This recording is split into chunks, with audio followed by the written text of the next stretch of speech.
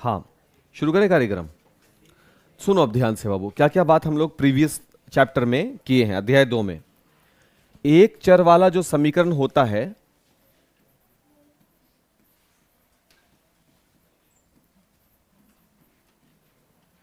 उसका व्यापक रूप क्या हम बताए थे बाबू?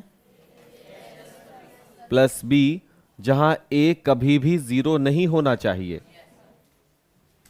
ध्यान है, एक चर वाला, इसका मतलब यहां वेरिएबल एक है, वो कौन है? एक्स। ए और बी क्या होंगे? कोई कांस्टेंट होंगे, माने कोई नंबर होगा जो फिक्स होगा। जैसे 4x + 6 क्लास 8 में हम लोग पढ़ते हैं, 3/2x - 9, ऐसा कुछ भी हो सकता है। तो यहां पर चर मान कितना है बाबू? 1 है ना, और उस पर घात कितना है? पावर डिग्री 1 है ना, इसलिए इसके शून्य कितने होंगे? 1। सर ये भी एक बहुपद है, क्या ये बहुपद है? हां ये बहुपद है।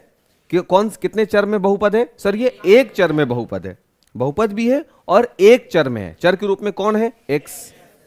सही हो गया। इसके बाद हम लोग पढ़ा था द्विघातीय बहुपद। ध्यान है, और उस द्विघातीय बहुपद का जो व्यापक रूप निकला प्लस सी, जहां a कभी भी 0 नहीं होना चाहिए। सर कैसे a 0 नहीं होगा? अगर a 0 हुआ तो ये पद खत्म हो जाएगा, और जब ये पद खत्म हो जाएगा तो मेरे पास केवल bx + c बचेगा। और ध्यान दो, b और c, a तीनों कांस्टेंट हैं, तो x के साथ एक चर बचेगा, यानी मेरा समीकरण किस में बदल जाएगा? एक चर वाला। इसलिए कभी भी जो स्क्वायर का गुणांक होगा वो 0 नहीं होना चाहिए। किसके लिए? द्विघात के लिए। दो बातें क्लियर हो गई? अच्छा, इसके बाद त्रिघात भी तो आया था, त्रिघातीय बहुपद, उसका भी व्यापक रूप बताया गया, ax³ + bx²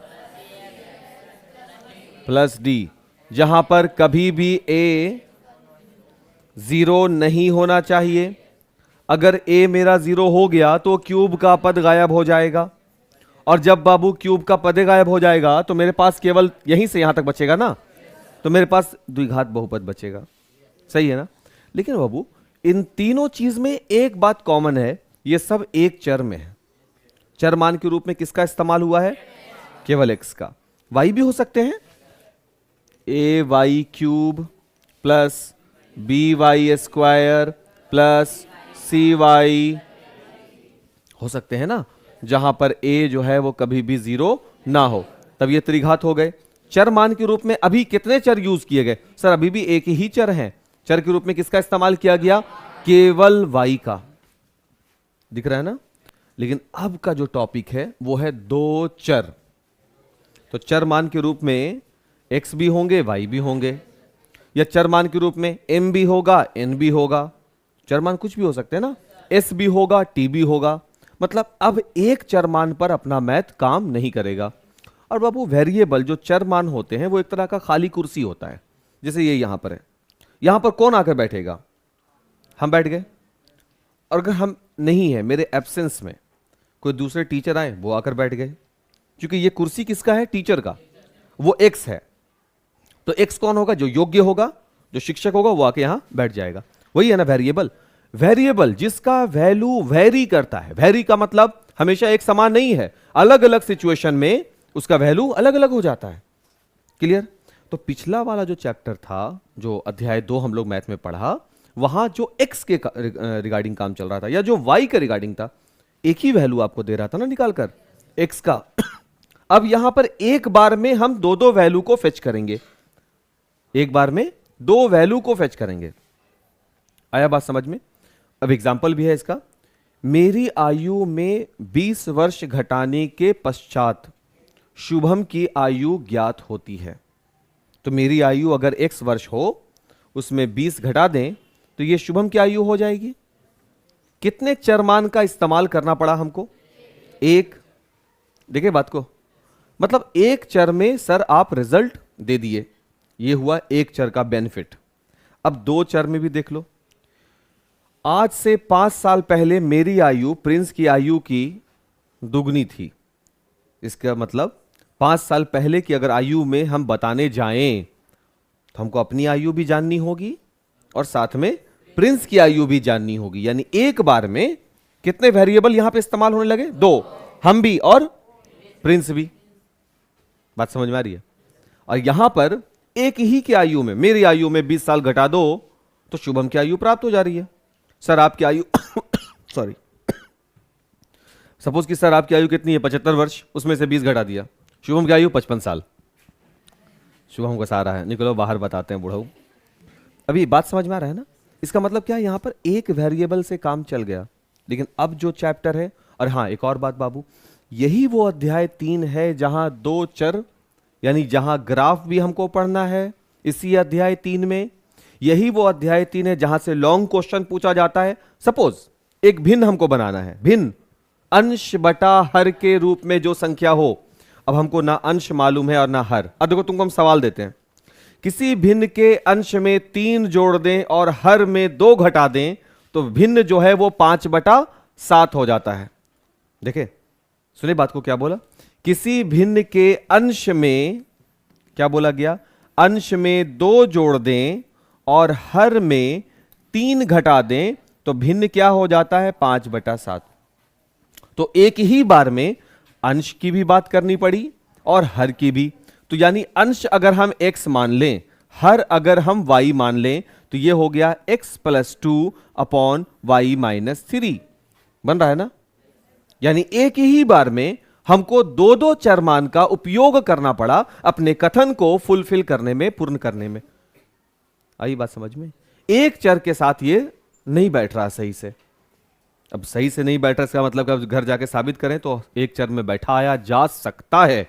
गणित में क्या नामुमकिन सा है, लेकिन सहूलियत के लिए 2 चर ज्यादा अच्छा है। देखो 2 संख्याओं का योग 10 है, आया बात समझ में? और उनका अंतर 4 है। क्या बोला गया?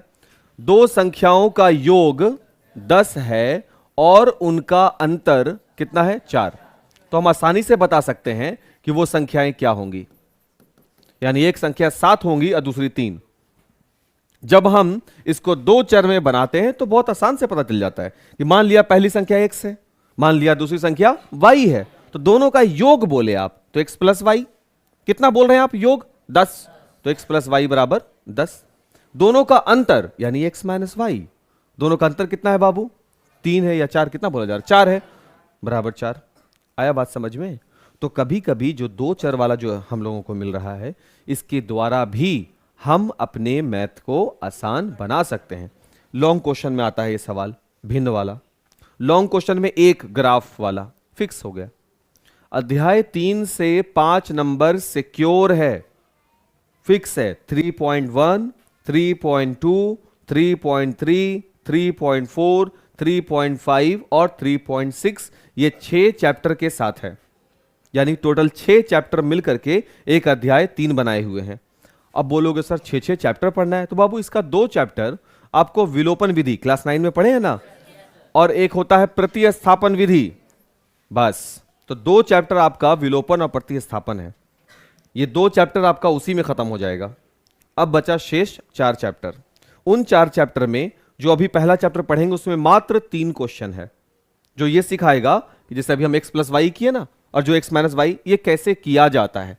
सर आप कैसे सोच पाए ये चीज, वो सोचने की तरीका सीखना है शुरुआती अध्याय में। इसके बाद वाला जो अध्याय होगा वो ग्राफ के लिए पहली सीढ़ी होगी, ग्राफ सीखने का इनिशियल स्टेज होगा। एक्सरसाइज 3.2 और 3.3 और 3.4 हमको विलोपन और प्रतिस्थापन सिखाएगा। और उसके बाद ग्राफ बनाइए, प्रैक्टिस कीजिए जितना ज्यादा हो सकता है, और अपने से 5 नंबर 10 नंबर अपना सिक्योर कर लीजिए, सेव कर लीजिए। तो कितना अच्छा बात है, सिलेबस इतना अच्छे से बनाया हुआ है कि हम चाहें तो भी सीक्वेंस में पढ़ करके भी अपने चैप्टर्स को सिक्योर करके नंबर ला सकते हैं। लेकिन फिर हम लोग उसको इग्नोर करते हैं, फिर नहीं समझ में आएगा। अभी हम इतना जानते हैं कि सर एक चर वाले में जो कॉम्प्लिकेशन रहता है, कई बार वैल्यूज को निकालने में मुश्किल होती है, 2 चर की सहायता से उन्हीं वैल्यूज को हम लोग बड़े ही आसानी से निकाल सकते हैं। और टॉपिक अपना यहीं से शुरू होगा, इसलिए हम बाकी चीजों को हटा रहे हैं बाबू। पहले इसीलिए बेनिफिट बता दिया जाता है कि दो चर हम इसलिए पढ़ रहे हैं, इसके द्वारा गणितीय आंकड़ों को बहुत आसानी से सुलझाया जा सकता है। इसका अपना एक व्यापक रूप भी होता है बाबू, व्यापक रूप होता है जिसको हम लोग जनरल फॉर्म बोलते हैं। सभी का था ना, अभी थोड़ी देर पहले भी तो लिखे हुए थे। तो इसका जो जनरल फॉर्म होता है वो है A X plus B Y plus C is equal 0। देखो ध्यान से, यहां पर बाबू ए बी और सी ये सब क्या है, कांस्टेंट है। क्लियर हो गया। और ऑब्वियस सी बात है, एक्स वाई दोनों क्या हो गए, चर मान हो गए, यही हो गए वेरिएबल्स। तकलीफ नहीं। अब क्योंकि आप पढ़ रहे हैं सर क्या, दो चर वाले रैखिक समीकरण, तो इसमें कितने चर मान होने चाहिए, 2। तो अगर बाबू ए तुम्हारा 0 हो गया तो क्या एक्स बचेगा, 0 को किसी से गुना करोगे तो खत्म ना हो जाएगा वैल्यू।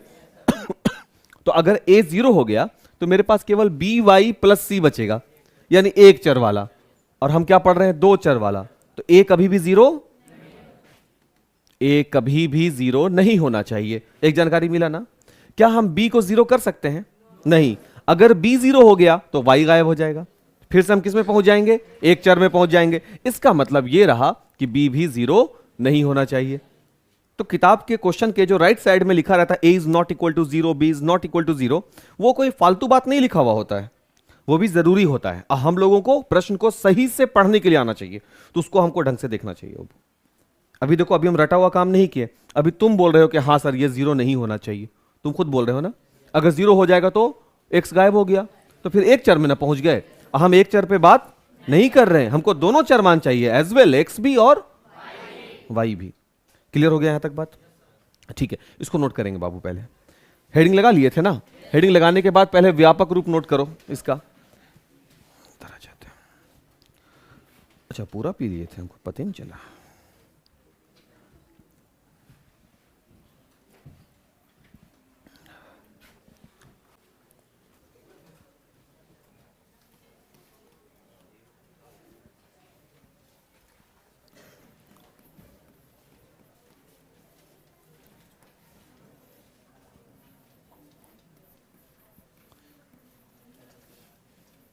चलिए बाबू अगला हेडिंग लगाइए, गुणांकों का अध्ययन। अगला हेडिंग लगाइएगा, गुणांकों का अध्ययन। गुणांकों का अध्ययन मतलब गुणांक कौन कौन है, अध्ययन अंडरलाइन कर लीजिए और देखिए ध्यान से। हो गया, देखो ध्यान से। अब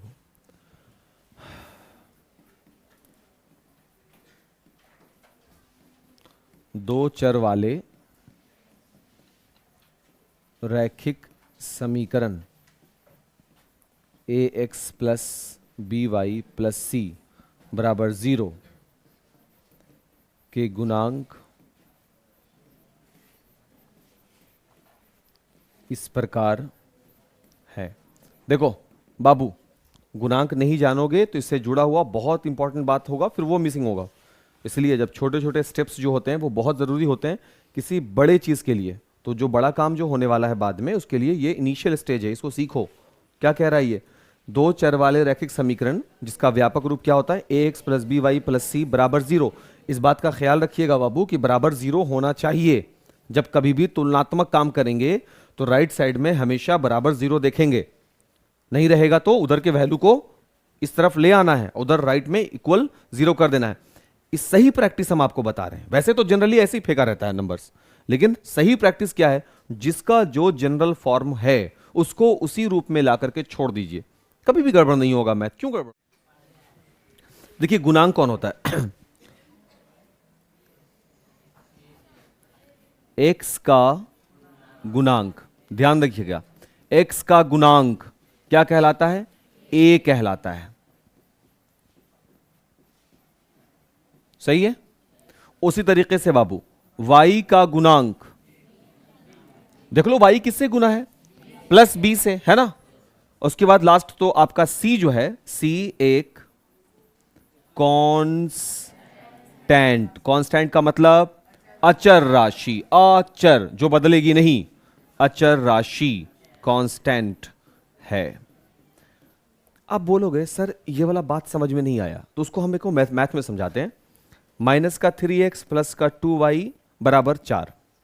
अब बोलेगा यहां पर कि सबका गुणांक बताओ, या गुणांक का हमको किसी दूसरे क्वेश्चन में किसी दूसरे वजह से जरूरत पड़ गया, तो हमको क्या करना है, सबसे पहले बताओ जनरल फॉर्म में लाना है। यस, और जनरल फॉर्म कहता है इक्वल 0 होना चाहिए, तो वैल्यू किधर लाएंगे, तो ये हो गया माइनस का 3x प्लस का 2y माइनस का 4 बराबर। पहला काम क्या है, इस रूप में देख लाना, क्योंकि सामने जो कॉपी वाला बैठा है ना, वो यही देखना चाह रहा है कि तुम उसको समझाओ, तो तुम किसी को समझाओगे अपने कॉपी के माध्यम से, ना कि तुम बगल में बैठे होगे उसके। तो मेरे कॉपी में इतना स्पष्ट लिखा हुआ होना चाहिए। और उसके बाद अब देखो, x जिससे गुना है a बराबर कौन हो गया, b इज इक्वल कौन हो गया, +2। ऑब्वियसली c जो कांस्टेंट है मेरा कौन है बाबू, माइनस का 4। बन गया रिजल्ट, बन गया रिजल्ट। अब इस तरीके से मान लीजिए कि मेरे पास दो दो समीकरण हो। अब इसी को व्यापक रूप से देखो, दो समीकरण को लिखेंगे। ये तो दो चर वाले रैखिक समीकरण का कोई भी जनरल फॉर्म है। मान लीजिए कि ये मेरा पहला समीकरण होता, तो हम इसको ऐसे लिख रहे होते हैं, देखो ध्यान से, a1x plus b1y plus c1 बराबर 0, पहला समीकरण है। अगर ये दूसरा समीकरण होता तो हम इसके साथ लिखते a2x plus b2y plus c2 बराबर 0, नहीं होता। तीसरा होता a3x plus b3y plus c3। a1 a2 a3 क्या जाहिर कर रहा है, तीन अलग अलग नंबर्स को। b1 b2 b3 क्या जाहिर कर रहा है सर, तीन डिफरेंट नंबर को जो y का गुणांक है। c1 c2 c3 क्या जाहिर कर रहा है सर, तीन डिफरेंट कांस्टेंट को। यही ना जाहिर कर रहा है बाबू यहां पर। अब यही चीज है ना ये, अब तुमको हम यही चीज देखो यहां लिख के देंगे, 2x प्लस 3y बराबर 4, दूसरा दे रहे हैं 3x minus 9y is equal minus का 14। दो समीकरण है ना ऊपर में, ये तुम्हारा पहला इक्वेशन। इसको इक्वेशन क्यों बोल रहे हैं, क्योंकि बराबर का निशान लग गया है, इसलिए यह समीकरण बन गया है। अब ये अगर समीकरण है तो पहला वाले समीकरण में x का गुणांक कौन है, 2। तो तुम बोलोगे a1 बराबर 2, क्योंकि पहला वाला समीकरण से है, तो पहला गुणांक a1 के लिए, तो a1 बराबर 2, b1 बराबर, और उसको इस तरफ ले आओ तो c1 बराबर माइनस का 4, क्योंकि पहला समीकरण के लिए था तो 1 1 एंड 1। दूसरा समीकरण पे चले आओ, a2 बराबर b2 बराबर एंड c2 बराबर प्लस का 14, इस तरफ ले आओ। बात समझ में आ रहा है। तो आपको ऐसे सिचुएशंस मिलेंगे जब हम लोग दो समीकरण के बारे में बात करना शुरू करेंगे बाबू, तो वहां पर हम आपको जो जनरल फॉर्म लिखवाएंगे ना, उनका दो समीकरण के लिए नियम कुछ बताएंगे, तो उन सबको हम इसी रूप में रिप्रेजेंट करेंगे। तो फिर वहां पे ये क्या हो रहा है सर, जनरल फॉर्म तो ऐसा होता है, बिल्कुल ऐसा होता है, बट पहले समीकरण के लिए सभी गुणांकों को 1 1 1, दूसरे समीकरण के लिए सभी गुणांकों को 2 2 2, तीसरा होता अगर तो 3 3 3। लेकिन बाबू हम जानते हैं दो चर वाला रैखिक समीकरण को अगर हमको सॉल्व करना है, अगर चरमान कितने हो 2, तो समीकरण भी कितने होने चाहिए 2। आराम से हम लोग सॉल्व करेंगे, सीखेंगे। अभी इसको नोट करें, यहां से लेकर के यहां तक नोट करो, एग्जाम्पल के रूप में चाहो तो इसको भी नोट कर सकते हो। हेडिंग लगाइएगा बाबू,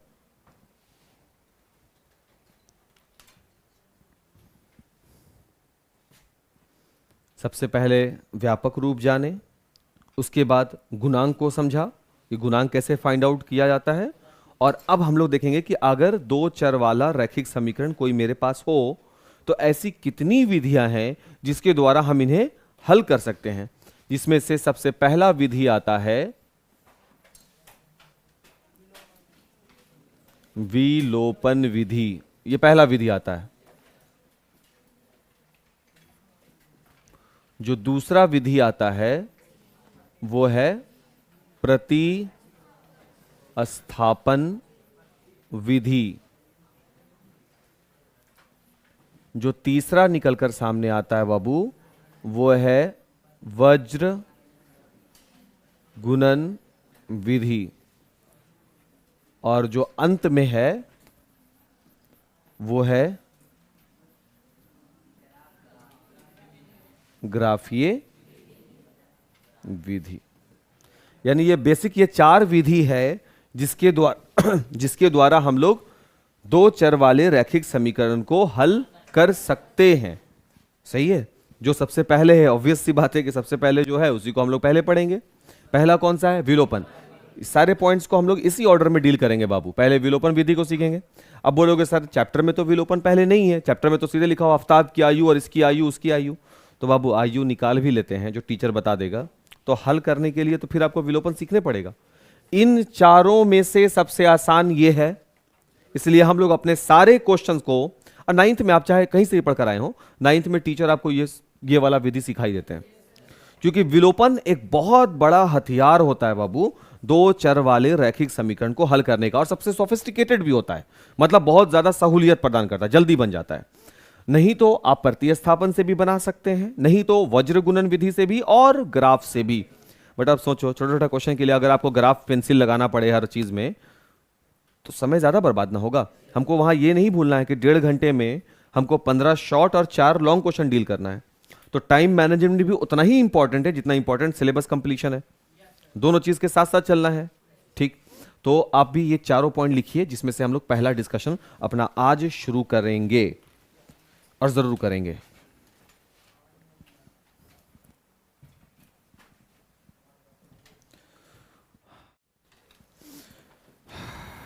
का नंबर में हम लोगों का टॉपिक यहां से शुरू होता है बाबू।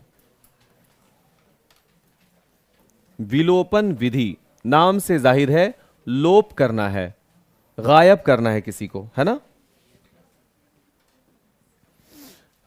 विलोपन विधि हम तब हल कर पाएंगे जब मेरे पास समीकरण कितने ज्ञात हों? 2। कम से कम 2 समीकरण होना चाहिए। अब 2 समीकरण के तौर पर हम एग्जांपल यहां पे रख रहे हैं। एक इक्वेशन हम रख रहे हैं 2x + 3y = 10, और एक इक्वेशन हम रख रहे हैं -6x + 3y = 5। ऐसा कोई भी इक्वेशन मेरे पास है, एग्जाम में ऐसे ही दिया रहेगा। यहां पर हमको गुणांक वगैरह नहीं निकालना है, तो वैल्यू जैसे है ठीक है। बराबर किधर भी कुछ वैल्यू है, एक्स वाई एक तरफ है, इस बात का ख्याल रखिएगा। जब गुणांक वगैरह हमको निकालना ही नहीं है, तो एक और एक्स वाई को रहने देंगे और एक और संख्या को रहने देंगे, जब गुणांक वगैरह हमको नहीं निकालना है। ये मेरा समीकरण 1 है और ये है मेरा समीकरण नंबर 2। नाम है इसका विलोपन। तो 2 चरमान हमको दिख रहा है x और y, इसमें से किसी एक चरमान को एलिमिनेट कर देना है, मतलब काट देना है, हटा देना है। और वैल्यू, हां वैल्यू कब हटते हैं? जब इक्वल हो और ऋणात्मक हो। 10 है तो -10 हट जाएगा, -10 है तो 10 होना चाहिए, तब हट जाएगा। तो यहां पर अगर हम x को एलिमिनेट करना चाहते हैं तो x को बराबर होना चाहिए। x को बराबर होने का मतलब x के गुणांक आपस में बराबर होने चाहिए। y को हटाना है तो y को हटाने के लिए y के गुणांक आपस में बराबर होने चाहिए। अब इस समीकरण को तुम ध्यान से देखो, y के जो गुणांक हैं ऑलरेडी बराबर हैं, देखो ध्यान से। तो इसमें कुछ और करने की आपको जरूरत नहीं है, समीकरण को हम बनाना शुरू करेंगे। देखो, अगर चिन्ह बराबर है तो किसी एक घटेगा क्या वो बाबू? कभी नहीं घटेगा। बराबर है तो उसको घटाना है, यानी नीचे वाले का चिन्ह बदलना है। ध्यान सुनो, चिन्ह अगर बराबर है तो उसको क्या कर देना है? हमको घटा देना है, या नीचे चिन्ह बदल देना है। घटाव, ये माइनस है बाबू, प्लस, भाग में करते थे ये काम। ये प्लस है और ये प्लस है, बात समझ में आया? 5 के आगे कुछ नहीं दिख रहा तो प्लस ही है ना, वहां पे वो भी घट गया। अब देखो 2 जो है प्लस में है और 6 भी प्लस में है, प्लस और प्लस क्या हो गया? प्लस। 6 और 2 कितना हो गया? ये हो गया 8x। क्लियर? ये प्लस में और ये माइनस में, तो 3y प्लस में 3y माइनस में, तो ये वैल्यू खत्म हो गया। देखे, y को हम लोग एलिमिनेट कर दिए ना। यहां पर कौन बचा मेरे पास? केवल x। इक्वल का निशान है, लगा दिया। 10 मेरा प्लस में, 5 माइनस में, 10 में से 5 चला गया, 5। सो x इज इक्वल कितना आ गया बाबू? 5/8। आंसर नहीं हुआ है, क्या हुआ? तबीयत ठीक है? तबीयत ठीक है पक्का? ठीक।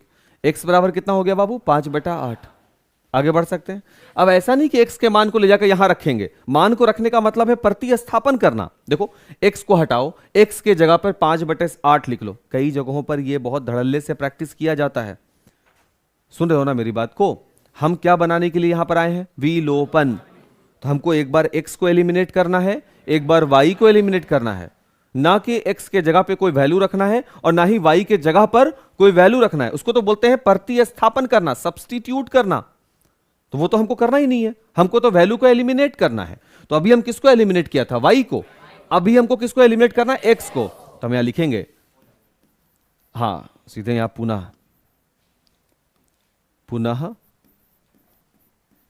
समीकरण 1 तथा 2 से, दोबारा से फिर से दोनों समीकरण को हम लिखेंगे। 2x plus 3y is equal 10। दूसरा वाला इक्वेशन है माइनस का 6x plus 3y is equal 5। देखे दोबारा से समीकरण लिख दिया। अब फिर से y मत काट देना, y को एक बार हम लोग काट चुके हैं, अब किसको काटना है? x को। आया बात समझ में? तो बाबू x तब कटेगा जब इनके गुणांक आपस में बराबर हो। ये अपना समीकरण 1 है, ये अपना समीकरण 2 है। तो कैसे होगा? तो देखो ध्यान से बाबू, बराबर करने के लिए इस 2 को, छोटा वाला वैल्यू यही है ना, 2 को अगर हम 3 से गुना करें तो 2 तिया 6 हो जाता है। ये तो अपने से सोच सकते हो। और अगर फिर भी अपने दिमाग को अनयूज्ड बनाना चाहते हो, महंगे दामों में बेचना चाहते हो कि दिमाग का हम इस्तेमाल ना करें, तो सबसे महंगा दाम में बाद में बिकेगा आपका दिमाग। तो उसके लिए बस इतना काम करो, ऊपर में 2 जिससे गुना है उसको नीचे गुना करो, ऊपर में x जिससे गुना है उसको नीचे वाले से गुना कर दो, नीचे में x जिससे गुना है उसको ऊपर वाले से गुना कर दो। ये काम हमेशा नहीं करेगा, बहुत हेवी होगा। बट अगर आपको फिर भी समझ में नहीं आ रहा कि किसको कहां और किससे गुना करना है, तो ऊपर में x को काटना है ना, ऊपर में x के गुणांक से नीचे वाले में गुना कर दो, नीचे में जो x का गुणांक है काम बन जाएगा। हम इसको अभी हम आसानी से बनाते हैं। 6 हमको लाना है तो क्यों ना ऊपर में 3 से गुना कर दें, काम बन जाएगा। अगर इस 3 को, अब ये 3 से जो गुना कर रहे हैं ना, 3 से पूरे समीकरण 1 में गुना करना है, तो 3 से यहां गुना करेंगे, 3 दूना हो गया, प्लस का निशान है प्लस, फिर 3 से, 3 तिया y का है इक्वल 3 दह के 30। और इसको देखो, माइनस का 6x प्लस का 3y बराबर 5। मुश्किल?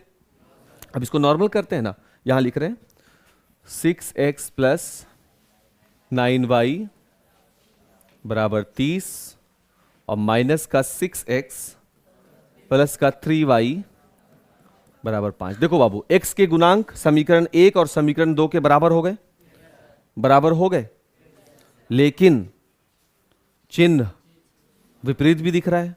तो यहां चिन्ह बदलें या छोड़ दें? यहां बदलने की जरूरत नहीं है। यहां बदलने की जरूरत पड़ी क्योंकि चिन्ह बराबर था, यहां बदलने की जरूरत नहीं पड़ रही क्योंकि चिन्ह ऑलरेडी उल्टा है। तो ये तो प्लस में 6 और माइनस में 6 कैंसिल हो गया, हम x को हटा दिया। अब देखो यहां पर दोनों प्लस में है ना, तो 9 और 3 कितना हो गया बाबू? 12। 12y बराबर, दोनों प्लस में है ना, 30 और 5 35। तो y बराबर कितना आ गया बाबू? 35/12। अगर कट जाता है, सरल भिन्न में बदल सकता है तो बदल दीजिए, नहीं कट रहा तो जबरदस्ती काटने की कोशिश नहीं करनी। इसलिए अब एक जगह पे दोनों वैल्यू को लिखो, x बराबर 5/8 और y बराबर 35/12। ये उसको डब्बा में डाल दिया और यहां पर आंसर लिख दिया। ये मेरा आंसर है और ये पूरा जो बनाया गया ये मेरा सॉल्यूशन है। तकलीफ 5% तो समझ में आया होगा, अगली बार में देखना दुगना समझ में आएगा। नोट करो बाबू, नोट करो इस क्वेश्चन को और इसको हल करो। देखो एक क्वेश्चन हो गया, 11 मिनट में एक सवाल हो गया और उस एक सवाल से 5% सीखा। ठीक, सबका हो गया, सब नोट कर लिया बाबू। चलिए अब दूसरा सवाल, आज का क्वेश्चन नंबर 2। 3x अभी नहीं लिखना है, -5y is equal to minus का 11 और यहां कर दिया हम 7x प्लस का 3y इज इक्वल 10। मिल गया समीकरण। देखो बाबू पहले ध्यान से, नियम नहीं बदलता है, तो नियम वही है, या तो पहले x को एलिमिनेट करना है या तो पहले y को एलिमिनेट करना है, दैट्स इट।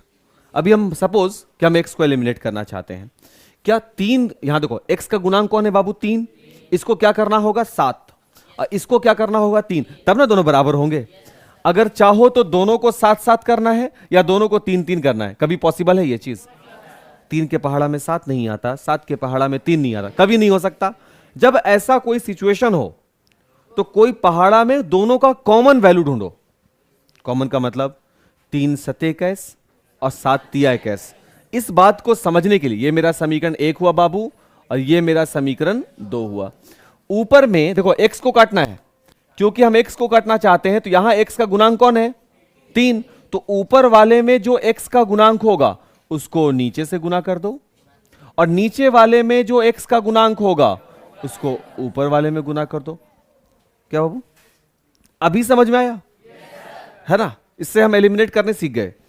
अब देखो करते हैं, 7 से गुना करेंगे, 7 तिया x। ये सब कहां पे बन रहा है पता है? कॉपी में जहां पर तुम सॉल्यूशन लिखे होगे, सॉल्यूशन नंबर 2 जहां पे लिखे हो, एक मिनट बाबू, ठीक कॉपी के और शिफ्ट होके एकदम कॉपी पेज के बीच में लिख रहे हैं हम लोग।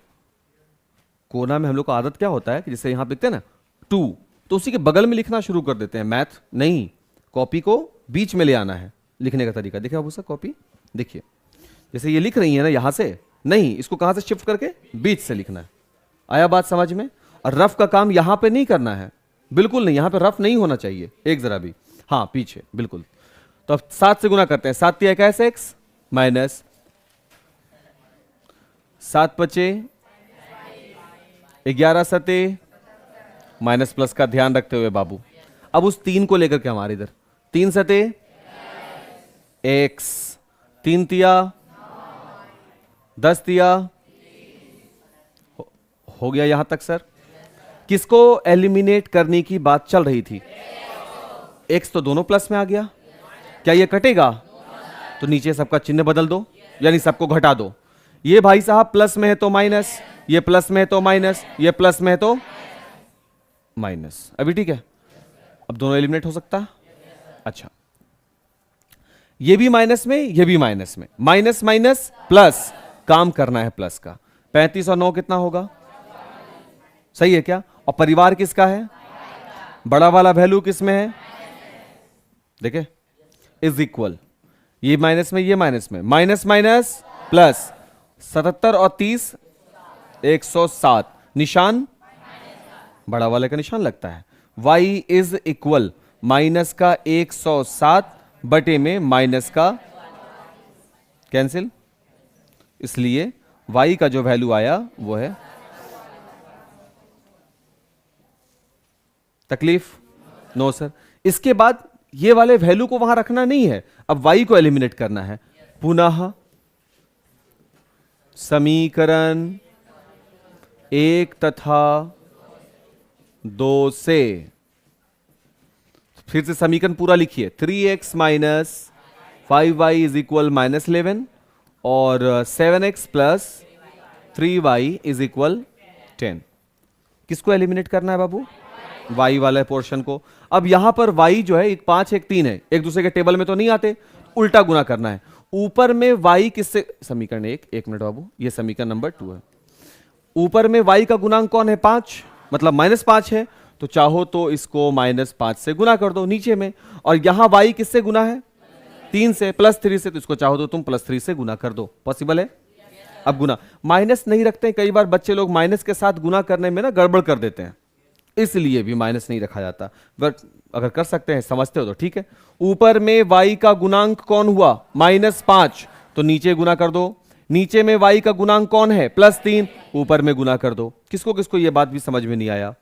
आ गया ना? ये वाला और ये वाला तो एक ही काम कर रहे हैं, बस यहां x को कर रहे थे, वहां y को। अब लाइए 3, 3 तिया -3 पचे और 11 तिया 33, उसको लाओ -5 को, -5 को 7 से, माइनस का 35 होगा ना।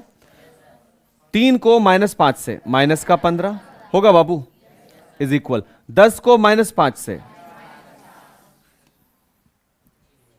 कोई तकलीफ? अब यहां पर समीकरण 1 2 मत लिखना, अब यह समीकरण 1 2 नहीं रहा, बदल गया है ना, इसलिए। अब देखो भाई, y को हटाने के लिए चिन्ह भी विपरीत होना चाहिए, नहीं है तो सिंबल चेंज करो।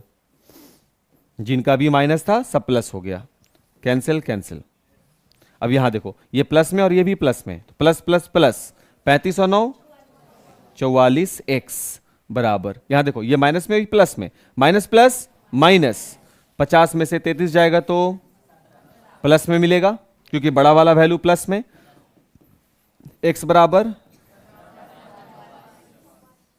सर आप ऐसे लिखे हैं तो कॉपी में तुम भी ऐसे लिख रहे होगे, नहीं, तुमको कॉपी में बिल्कुल ऐसे लिखते चले जाना, सीधा दाएं बाएं नहीं करना है, पार्टीशन नहीं बनाना है कॉपी में तुमको, ठीक है। अब जब दोनों रिजल्ट आ जाएगा तो लास्ट में लिखना है, इसलिए x इज इक्वल 17/44 और y इज इक्वल 107/44। आ गया आंसर, यही मेरा आंसर है।